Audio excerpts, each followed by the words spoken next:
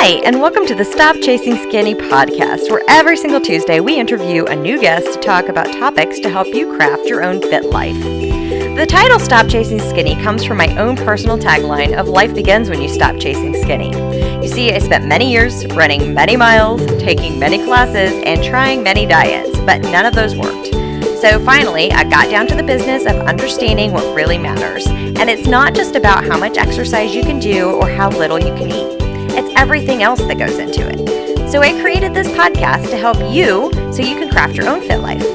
Every single Tuesday, you can listen to an interview with a guest, and now every Friday, you can listen to me a second time, where I take questions you have sent to me, and I spend about 15 minutes answering them. You can even feed your brain this nourishing brain food by listening while you're cooking, commuting, cleaning, walking the dog, or just about anything else. Because that is how we craft a fit life. So let's get on with the show. Today's guest is Gail Mitch. Gail and I go way back to at least 2010. Gail and I met through doing fitness competitions, but since then, we've both decided to live a much healthier life. Gail is a mother of two, and she believes in consistent, easy steps to create a life that we want. She is also a board-certified cosmetologist and makeup artist and a personal trainer and wellness coach in Columbus, Ohio. I wanted to ask Gail about how she went through her entire pregnancies living a very healthy life. And she didn't have necessarily super easy pregnancies either. A lot of morning sickness. She has a lot of advice to give us, and I absolutely love her fitness philosophy. And welcome to the show, Gail. Thanks. I'm really excited to be here. This is awesome to have you. I have these questions asked of me all the time from new moms, prospective moms, pregnant to-be moms, and I honestly don't know how to answer a lot of the questions that they ask me and the expectations. So I thought, why not have Gail, one of the fittest, but lifestyle fittest women that I know, come on and talk about her healthy pregnancies. So Gail, can you tell us a little bit more about your background, your fitness journey, and your fitness philosophy? Sure, I'd love to. So, I was always into fitness through high school and college, and it was just always part of my life. I always admired people with strong muscular bodies, and, so it was always fun for me to work out. I didn't really take too much about diet at the time. With, being 18 years old, I didn't really know I needed to. But, after that, after college, I started getting really into like healthy eating. I even competed in fitness competitions in 2010 and 11. And for me, that became too extreme. And so it really shaped my overall fitness philosophy. And also during my pregnancies, I became a personal trainer and really developed more of a approachable 365 something that you can do day in and day out approach to fitness and healthy eating. And I was able to maintain this philosophy through both of my pregnancies as a personal trainer, a group fitness instructor, and a health and wellness coach. So now tell us, how old are your children? So when I ask you these questions and your advice, somebody has an idea of how close they were in age and being born and how old they are now. Sure. My son is currently just turned 4 and my daughter just turned 2. So they are actually within the same week, exactly 2 years apart. And kind of crazy, but good. That's tough. Cool. So I think that gives the audience a really good understanding of where you're coming from when you do give this advice, because I hear all different kinds of advice out there. And I feel like anytime you take somebody's advice, then you need to understand where they're coming from to begin with. Definitely. So what advice do you give to women who are not yet pregnant moms to be? They want to get pregnant, because this question, it comes to me all the time. Hey, Stephanie, I just did your 12-week online fitness challenge and I'm doing your monthly membership and I'm thinking about getting pregnant. Will I lose everything that I've gained? Will I be able to maintain it? Will I be able to continue to work out? Yeah, those are really good questions. And I feel like when you haven't ever had a pregnancy before, it's so much unknown. So I definitely recommend to moms that are, kind of in that state trying to get pregnant or thinking about getting pregnant to obviously make sure that your nutrients are on point. Any doctor is going to tell you to make sure you're taking a prenatal vitamin. And I even have talked to maternal fetal medicine doctors at Ohio State here, some of the best in the country. They've actually told me to take extra folic acid on top of that. You basically can't OD on folic acid, and it just creates the best possible environment for your baby to grow. And also on top of that, taking a really good quality fish oil. So those were things that were recommended to me by, like I said, the maternal fetal medicine doctors here at Ohio State. I think something else that's really important to think about is your workout routine. You can continue your workout routine that you've been doing as long as, your doctor agrees, throughout your pregnancy and while you're trying to get pregnant. You just really need to adjust your goals. So it can't be for weight loss. It needs to be for other things, because you can't be trying to lose weight and get pregnant at the same time. Those goals need to be more about just being the healthiest version of yourself and finding things that you can keep in a routine, because once you do get pregnant or that baby does come, keeping that routine in there is so important, because it's really hard to get back to it if you haven't done it for 9 months. The other thing as far as, No, go ahead. Sorry. I was going to say the other thing as far as diet goes is you can't be restrictive. You can't be in a lose weight diet mindset. You have to think about all the nutrients and how many micronutrients you can get into your body, whether it's through fruit and vegetables, full fat dairy, full fat meats. Like, you want to really give your body as many nutrients so you're creating that baby and the baby's growing with as much possible, nutrients as you can get. So what about a woman who has never worked out, is thinking about working out because she's thinking about getting pregnant and is concerned about maybe extra weight gain? So now, like after the pregnancy. So what would you say for somebody who's just getting started and trying to get pregnant at the same time? I think number one, you obviously have to get the advice from your doctor, because, most doctors that I've spoken to say that you can keep doing what you've been doing, but you can also start, with a light workout routine if you've not had one previously, and then work with your doctor on what to continue or start once you get pregnant at that point. I feel like if you're new to exercise, keeping it in the low intensity area, you just want to continue to do something lighter. And then if you've been like running marathons, you have a different prescription during your pregnancy, obviously. That's a good point. So then what advice do you give pregnant women? Number one, listen to your body. And for a lot of really strong, like, I'm going to do everything, my ego's huge, I can, go hard all day long people, this is really a challenge, to listen to your body. I remember with my first pregnancy, about 6 months in, I was doing squats, and all of a sudden it felt like every time I squatted, my abs were ripping. And I'm like, this isn't good. What am I not supposed, and so I really had to adjust my workouts and listen to my body. And that was not easy for me, because I'm so used to doing heavy lower body and things like that. So you really need to listen to your body, and it's going to be different from day to day, and it's going to be different from month to month during the pregnancy. But at the same time, you can't get too lazy. So if you have morning sickness, or, your doctor's like, you've got to stop, obviously those are reasons to, not work out or not continue your exercise routine. But as soon as you feel better, you at least need to get back to doing something, because I think continuing that routine is so important. Like I said before, if you go 9 months with doing nothing, once that baby comes, it's going to be even harder to get back into your fitness routine. Yeah, that's a good point. The other thing is, same thing when we thought before pregnancy, like, why don't they have a diet for pregnant women, like what you should eat exactly when you're pregnant? Well, the thing is because the first few months, a lot of women are so sick, like you're lucky, like you just eat what you can. You have to listen to your body on that. With morning sickness or, severe nausea, you're not going to maybe be able to eat meat or protein all the time. Like it just won't be okay for your body. Once again, that doesn't mean you're doing anything wrong. You just need to get whatever nutrients you can at the time. And then once you're feeling better, go back to those healthy meals with lots of nutrients, lots of color, good protein, full fat, just so that your baby's getting all of that. But you don't need too much extra calories either. So there's a good balance there. You just really need to see, what point in your pregnancy you're at and how you're feeling. That's an excellent point. Yeah, as far as exercise too, I'm assuming if you don't feel well, if you're tired, because building a baby is a lot of hard work. Even just maintaining some kind of walking routine, right? Because you got to get that stress out. Yep, and it's so good. I mean, like I said, there's those days where you're not going to be able to if you're like me and had severe morning sickness. But once you feel better, even if it's like 18 weeks in, like just start walking, even if it's on a treadmill, if you're in a wintry place, or go outside and walk if the weather's nice. Just things like that, just maintaining that routine is so helpful. And it's good for the baby too.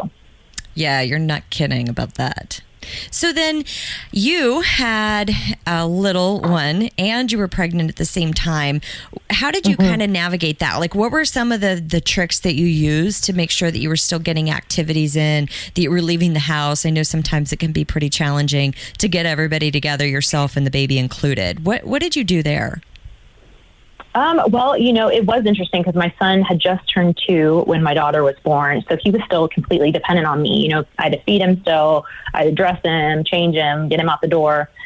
So, a lot of things were the two tools that I used that were so helpful to me is one, it's a bigger version of a pack and play. And I would keep that in our kitchen, which was right by our door to get out to the garage. And I would put my daughter in there, and getting my son ready, and then out the door, get him in his car seat and settled, and then get my daughter and then her. So I knew he was safe, and he could sit in there with a toy for a couple minutes while I got my daughter ready, and then I could get her in the car and then myself in the car. And it took a few extra minutes, but I knew everybody was safe, and it was one less thing I had to think about. The second tool that I used was a little fold-up stroller thing that my daughter's car seat would click into. So I didn't have to carry her heavy car seat while trying to keep a hold of my 2-year-old running in a parking lot or something. So I could easily push her in the click in and click out with the car seat and make sure my son was safe at the same time. And so that made mobilizing the 3 of us, whether it was to the grocery store or, to go play or anything like that, a lot easier. Because it can be a really big challenge getting out the door with 2 little ones. Yeah. And I mean, we know just as individuals, a lot of times the hardest part is just getting to the gym, getting to the place. Once you're there, you're there. So you're right. Yep. Adding in a couple of very small humans would make it extra challenging, but it's not impossible. And you live in Ohio where you have to deal with snow, right? Correct. So we're going to take a really that always adds a fun layer. Yeah, definitely. So we're going to take a really quick break and we'll be right back.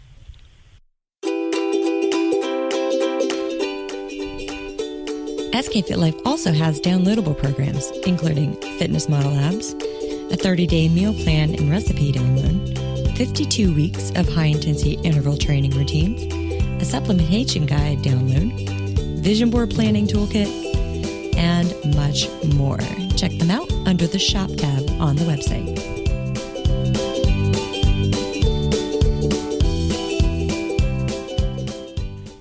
And welcome back. Okay, I want to keep talking about the advice that you would give to new moms. Let's kind of take a tiny step back and talk to new moms who have just given birth and they want to be like the celebrities who get their bodies back in 3 months.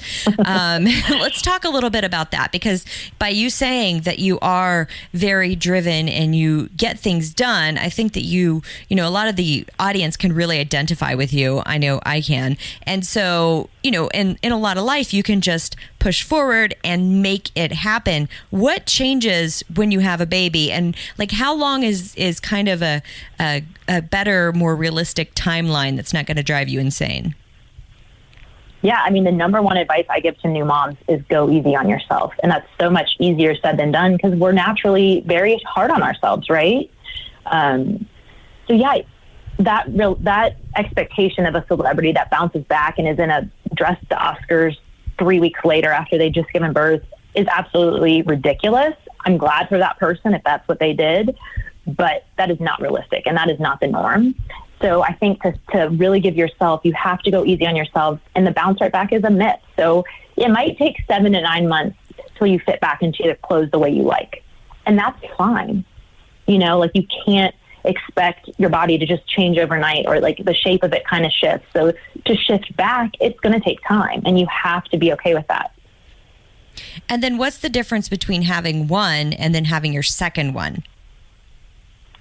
Well, I would say the first time, I mean, obviously you're going to be a couple years younger the first time, my body definitely responded a little bit faster.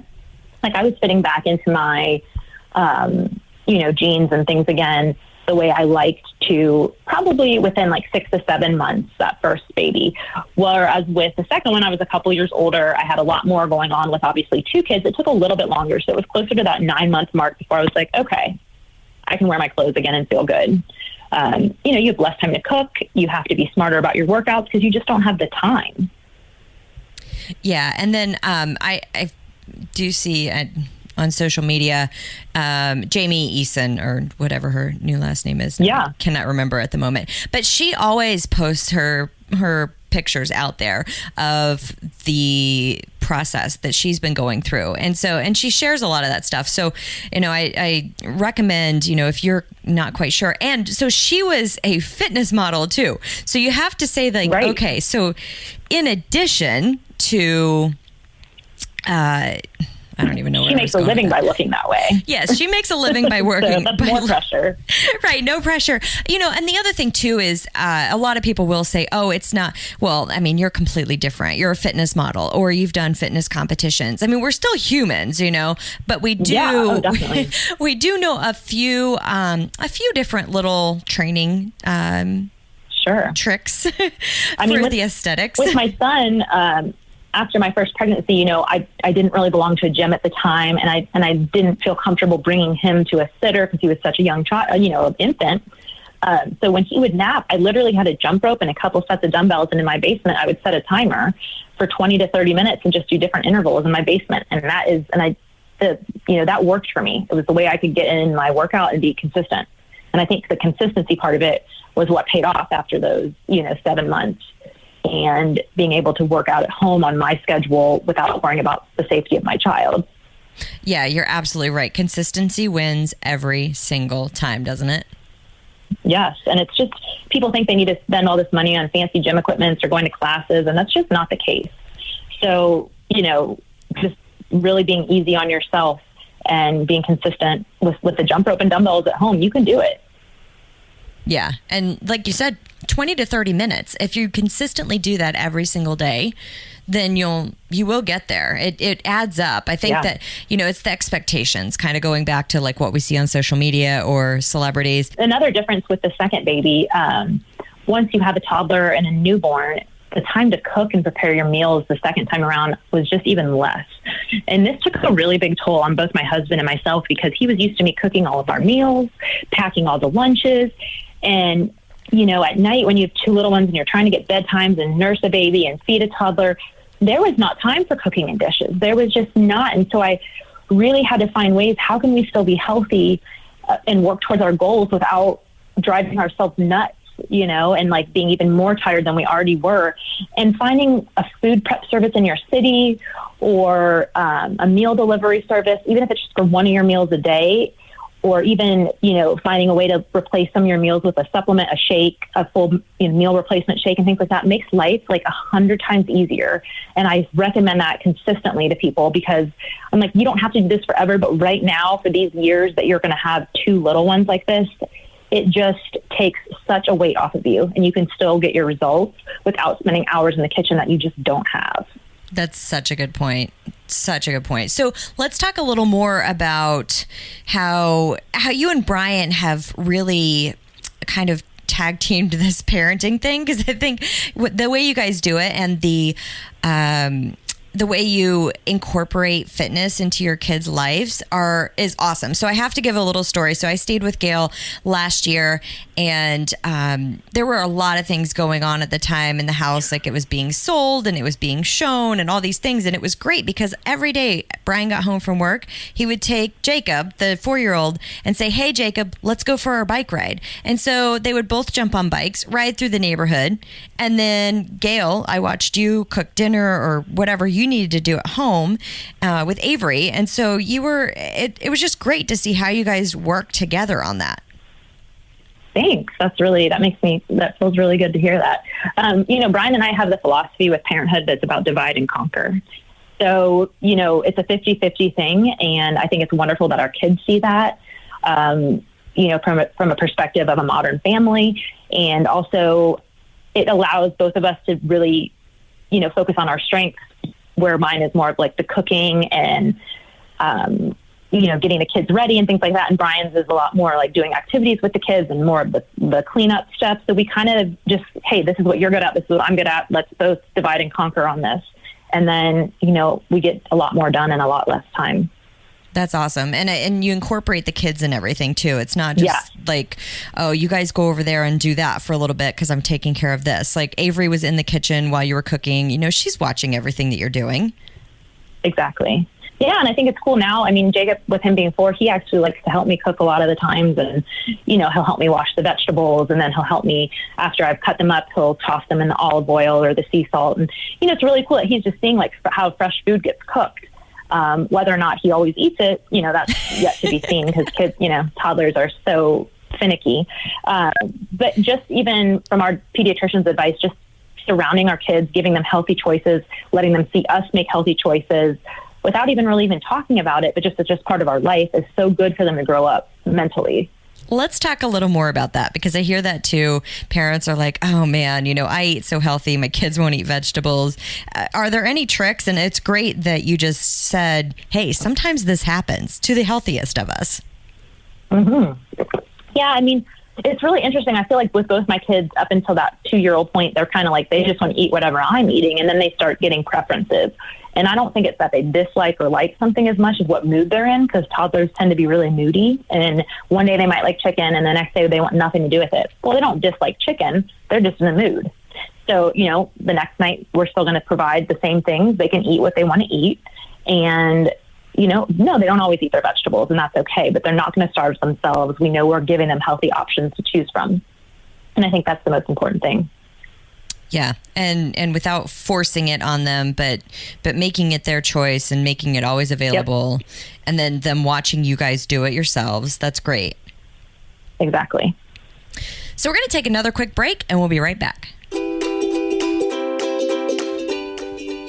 Did you download the app yet? SK Fit Life has an app. You may be listening to this show on it. If not, you can.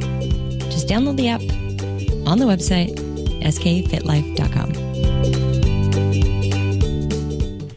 And welcome back. Okay, cool. Let's just keep talking about this nutrition thing. So you mentioned a meal replacement shake. This comes up all the time. You and I happen to love the same one. So can you tell us more about what to look for in a meal replacement shake, which one you like, which I like, and then why you like that compared to the other ones? Because this question comes up every single week, if not multiple times every single week. And, they'll say, well, what about this one compared to the one you like? And, I'll give a breakdown. And I mean, there are very few that I've found that are as good as the one that we totally swear by and have since like 2010. So what do you look for in the shake? Well, in a meal replacement shake, it's that. I want it to replace a full healthy meal. So, if my typical meal is some healthy protein, healthy fats, and a healthy carb or starch, and I need something really quick on the go, I need it to comprise of that, but not just on a macronutrient level. I need it to have all the vitamins and nutrients that I would get from leafy green vegetables, from fruits. I need those vitamins and minerals because I know without those, I start getting weird cravings. I start feeling crappy and tired.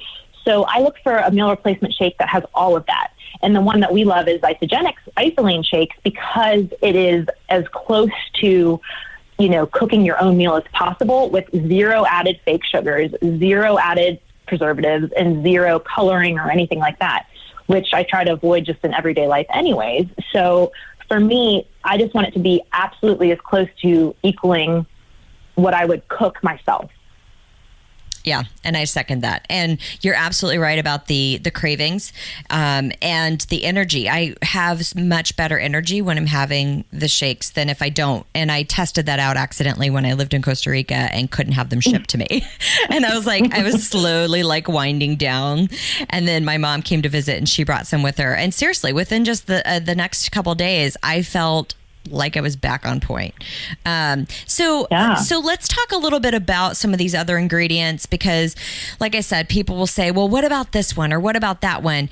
The artificial sugars, like what are some of those words that we look out for? What are some of the dangers associated with those? Like, why do we really care about that? Well, I really think it depends, on the person and how it affects their body. I know with me, I've had chronic migraines since I was 9 years old. So I personally cannot consume those things because they can trigger a migraine for me. And even if it's not that day, the build of it over time, it gets to a threshold and then I go into migraine. And I can't live my life like that because A, I don't want to miss out on life, and B, I don't want to miss out on my family. And so the reason it's important to me is because I would rather have my sugars from fruits and vegetables where they naturally come from, and my body's like, hey, yeah, like there's nutrients in here too. It's not some artificial thing. Yeah. But I really think it depends on the person. I'm sure some people do fine with them. I don't think they're good for you in general. I don't think they're necessary. And I think that it's just one of those things that you can do without. Like, it's a manufactured thing that we don't need. Yep, I completely agree. And I mean, I can definitely feel that I don't feel well. And I love how you said that. It's kind of the buildup. It's not like I'll have something that has artificial sweetener, especially sucralose, and then right. I automatically feel like garbage. It's that if there is something that on a regular basis, it does build up and you do start to feel pretty darn crappy. So let's talk. Yeah, and one of the things I heard, go ahead. Sorry about that. One of the things I heard, though, I heard this a while ago with the artificial sugar thing, is you don't really think about how much you're consuming when you allow it all the time. Because let's say you're putting some in your coffee in the morning, and then you have an afternoon coffee, but then it was also in your yogurt during your snack, and then, it was in your fake dessert at night. So it's really adding up. And if you have a Diet Coke or, all of these things throughout the day, you might not think it's a lot, but it really does add up. And you're doing that every single day, day in and day out. Now you have these like high levels of this building up in your system. And I think that like we get addicted to that sweet flavor because artificial sugar is actually sweeter than natural sugars found in fruits and vegetables. So when you're really addicted to that, like the fruits and vegetables don't taste as good as they should. And then you're craving more sugary, sweet things, i.e. cookies, candy bars, things like that, instead of the natural apple or red pepper. Like those are the things that should taste sweet, or like a piece of dark chocolate. You're spot on with that, because I used to have artificial sweeteners all the time back in the day when I was also chasing skinny. I thought I could just eat a bunch of diet foods, and if it was low calories and low fat, it was all good. But you're right. Fruit did not taste the same. Like now, if I eat a grapefruit, I eat it like an orange. I don't have to put any sugar on it. It is so sweet to me, but that's because I've retrained my taste buds to actually appreciate that. Yeah, exactly. I mean, it's a real thing. Like, when I was helping my parents switch from what they were used to like finding a healthy, balanced life for them, it took a while because their taste buds were so used to crap, like, and fake stuff that, to really get them to like think like, oh my gosh, this is sweet. This is actually really good. There's a shift. There's a period of time you have to give yourself. Yeah. And it's okay too if you need to kind of bring yourself down off of it, because you want it to be sustainable for the long term. It's kind of like deciding that you're going to quit caffeine. Yep. I don't recommend anybody just quit caffeine. Like maybe do half decaf for a week or two, right. Like wean yourself off of that. Exactly. It has to be a sustainable process. So I want to talk a little more about what an actual meal replacement shake looks like, because I hear this sometimes too. Oh, it's just 140 calories. And to me, I think that's not a meal. Right. No, I mean, let's see. I don't think it's been proven out there that, you can have 6 meals a day or 3 meals a day or 2 meals a day. Look, it doesn't matter. It's about, that total number of calories you're getting. What doesn't really matter how you split it up, but like 140 calories is like nothing. You're not going to stay full. You're going to be looking for food 10 minutes later, So I think, a meal, if you think about it, is, around 300 calories or more. And that's, you can add things to it to obviously bring it up to 500 or 600 calories if you're needing that to, for hard training or things. Yeah. And then I want to talk about the quality of protein, because a lot of people haven't gotten the memo on soy. And so they think, oh, it's soy, like it's good for me. So let's talk a little bit about the quality of protein and the source, because the isogenic shakes, it's undenatured whey protein. So, if anybody's heard of that, it's awesome. But what about the other proteins that are out there? I think I'm just so used to, I haven't had soy protein in so long now. That's another thing for me is it depends on the person. I mean, I think for women, avoiding soy protein is very important because it can mimic estrogen in our bodies, causing us to gain weight instead of losing it, causing our hormone levels to be incorrect. And so I just think there's a lot of dangers, especially with processed soy. So I just really stay away from it. And for me, it's another one of my migraine triggers. So I have to also be very careful with that. But it's another thing. It's just one of those things that modern agriculture has brought. It's not supposed to be in all of our foods. There's not supposed to be soy this and soy that. And this, if you look at soybean oil and soy lecithin and all this stuff, that's not naturally in food. Yeah. I think it's all, So, but as far as the undenatured whey, it's just more bioavailable to your body. You might see this shake at GNC, right? And it says, 36 grams of protein. Well, the whey has been heated and processed and over-processed. Your body's not really absorbing that 36 grams of protein. So you're having that after your workout, but you're maybe only getting, like half, even though it says it's that much. Whereas with the undenatured whey, it's a lot more bioavailable. I've heard, almost up to 100%, your body's actually able to use it, especially after a hard workout or something. Yeah, that's a good point. And then it changes the amino acid profile too, right? Like it's a really good amino acid profile compared to maybe something that has been superheated and now changed the molecular structure, right? Right, exactly. So I do want to point this out too. I learned this not too long ago. Somebody was asking me about the amino acid profile of the isogenic shakes because they were using them. And so I started doing more research. I knew it was good, but I didn't realize that the whole amino acid thing, where you can buy amino acids in a container separate from the protein powder. So I read that amino acids are something that marketers were like, oh yeah, we can sell this stuff, because we started looking at it from the protein powder standpoint, and we said, wow, there's a value to this. And so what happened was a lot of companies were like, oh, well, we can synthesize this. We can make synthetic amino acids and we can sell that off. And so those also taste like garbage. And so almost all of them also have some kind of artificial flavor, sweetener, Yep. probably color too. Yep. And so Exactly. I just think, listeners, they just like, what is your take on that? Like it just, and if it's synthesized, it's not bioavailable. So basically you're just taking in some chemicals, right? Yeah. I mean, as far as I know, I just personally try to avoid that because it's just not something natural. And it doesn't, I'm not saying you have to do everything 100% natural, but for me, I don't want blue dye number 4 in my body. Like there's no point to it. So why can't, like things like that, I just try to avoid in general. Yeah. I just thought that was really eye-opening to see like where branched chain amino acids came from, the BCAAs, how they decided to start selling them, and are they of value? And really, I guess the whole point of this is if you have a solid branched chain amino acid makeup in your regular diet, there is no need to take the extra stuff. And the extra stuff is synthetic and full of artificial stuff. So kind of a waste. Yeah, agreed. So is there anything else that you would like to tell the listeners about being a healthy mom and staying a healthy mom? Because I know it's the toughest job in the world. Yeah, I mean, it's such an amazing thing. I used to be, pre-pregnancy, I was so hard on my body and I really went to extremes. And then I think one of the most amazing things about pregnancy is it made me really appreciate my body and being a woman and just loving my body. And I think that is so important. Like, look what your body is capable of. Whether you have kids or you don't have kids, it doesn't matter. Just the fact that your body is capable of such a cool, amazing process, you have to appreciate that and stop beating your body up. Our bodies are meant to take care of, not to torture. And, so you really need to love your body, love yourself, and any process that you have gone through with it, whether it's kids or not.